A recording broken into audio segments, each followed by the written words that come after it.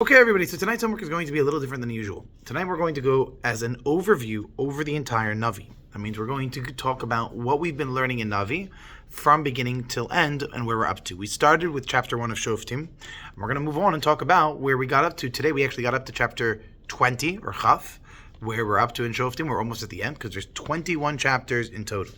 Now, let's talk about what happens in the beginning, in the middle, and at the end.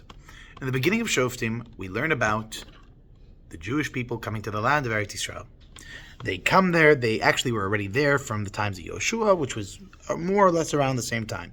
You learn also about the passing of Yehoshua, how Yehoshua passed away, and how the Jewish people started settling in the land of Israel. But there's something you should know. When they settled in the land of Eretz Yisrael, they were given an instruction by Yehoshua, before he passed away, that they need to go and they need to get rid of all of the people that are in the land by giving them 3 choices. Number 1, do not stay here. Go somewhere else. Leave. Number 2, get rid of your idol worship. Serve God. Don't serve idol worship. And come under our laws. Basically, you'll be governed by the Jewish people, but you have to get rid of idol worship. Number 3, die. Go to war with us. You're going to lose, but go to war with us and you're going to lose.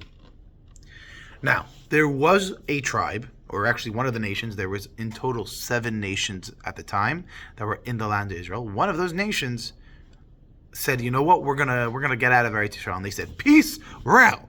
And they left and they went to North Africa.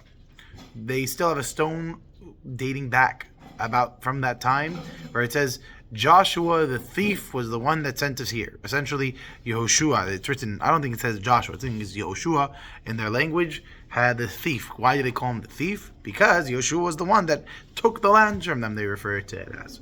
But that's an interesting side point. Now, most of them did not agree to this. Most of them went to fight. And most of them lost. Actually, all of them lost. But the Jewish people didn't eradicate them. They didn't get rid of all of them, and they didn't get all of them to get rid of their avodah zarah. Instead, what they did is they left a lot of them around. They said, hey, you guys could stay, pay us some taxes, work for us, but you could keep your idols, whatever. And in every one of the tribes, there was left multiple cities where there were non-Jewish people. Now, in the middle of Navi, or even towards where we're in the beginning, I guess you could say, we learn how the Jewish people started getting attacked from different nations.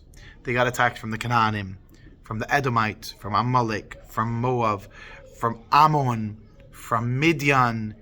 They got attacked from a whole bunch of people. They even got attacked from Aram Naharaim, which is like all the way in the north. They got attacked in many places from many different people. They got attacked by the Pelishtim, we're going to learn. All of these people that they get attacked by is only a way for Hashem to bring the Jewish people back to Him. The Jewish people feel comfortable in their way, and they go and they serve avodah zarah. And Hashem says, listen, you're not serving Hashem, you're not doing the right thing, you're serving avodah zarah. I'm going to send this nation to give you a reminder. And so this nation would come, they would attack and harass and hurt the Jewish people, and the Jewish people would cry out to Hashem because they'd realize their idols aren't doing the job. And when they did that, Hashem would send them a shofet, a leader, a judge. And this shofet, this leader, this judge, and usually was also a warrior, would come. And what would he do? He would protect the Jewish people. It was actually she. For example, Devorah was a she. But they would protect the Jewish people. They would fight their war, and they would get rid of these evil kings, or these other nations. Now, the Jewish people, by the times of the middle of the shoftim, you have people like Gidon later on, and you have people like, you have a Yiftach, for example, as well. These people some of these shoftim were great, but we also learned about some of the corrupt ones, like Avimelech, where Avimelech kills all his 70 brothers because he wants to be king after his father Gidon was a shofet. Most of the shoftim were, other than this shofet, they were all great men. Even he was, some people say, a good person, but he did some pretty bad stuff, which is a question, how is that the case? But that's a side point. Gidon at the end of the day, not Gidon, the shoftim at the end of the day protected the Jewish people. But by the end of the Navi, we learn about a man by the name of Shimshon. Shimshon, as we learned about already in class, was a person who was extremely strong, but was also dealing with a very hard time. The Jewish people at that time had the Pelishtim attacking them more and more and more, taking more and more and more and more and more land.